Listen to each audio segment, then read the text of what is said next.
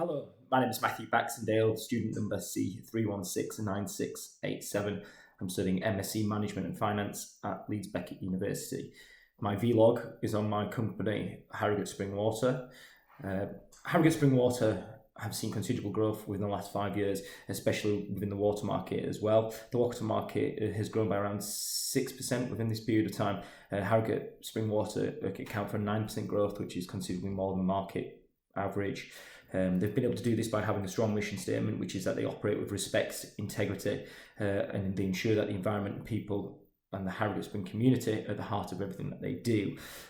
We will look at the micro and the macro to assess how they've managed to assess and get this growth. In terms of the micro, the 5 M's, manpower, materials, machinery, money and markets are going to be really key. In terms of manpower, the company have 76 members of staff, split between 30 and 40 to admin versus production. They've recently introduced a new marketing campaign, which is a really key moment as it's changing the dynamic for the company. In terms of materials, they have literally produced water that is thousands of years old, that's come through from the Harrogate forests. In machinery, they have recently invested in a new facility, but they are also the largest manufacturer in terms of using PET bottled water. So PET is the recycling of plastic to give you the consumer, and this is something that we'll consider a bit more in terms of sustainability. In terms of money, the company have turned over 21.514 million in the last couple of years, in 2019, and as of markets, they operate predominantly within the UK market, and this is reflected in turnover as it's 88% of sales within the UK, 2% in the rest of Europe and 10% in the rest of the world. They've recently launched a project called Thirsty Planet, and this is part of their corporate social responsibility. Again, something that the company are really pushing. It is this ethical brand that they are, but also a really premium brand, and that's linked back to the royalty.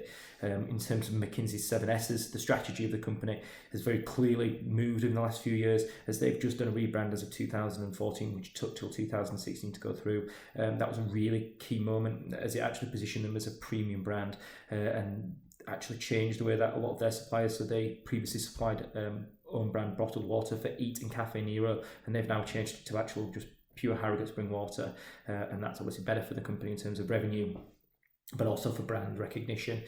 In terms of style, that then impacts on their style because they have the ability to impact and be influenced by managerial decisions. So that was a managerial decision to change their brand ethos.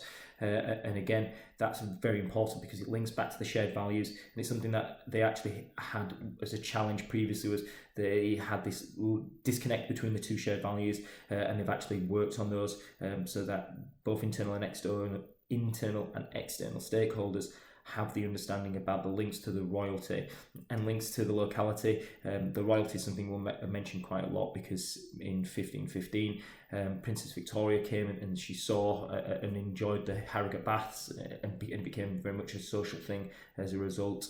In terms of Porter's Five Forces, bargaining power of customers is very high. Bottled water market is worth 2.15 billion as of 2019, but there are many of the stronger players, such as industry competitors, such as Volvic, Evian and Highland Spring Water.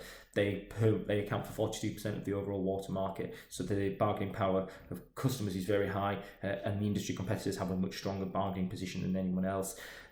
This does affect them, but in terms of bargaining powers for suppliers, for them, they have a very strong element in terms of having the ability to buy from PET registered suppliers. In terms of macro, the social cultural changes are huge for the company. They're really pushing those social cultural changes. For technology, they've recently invested heavily in new machinery.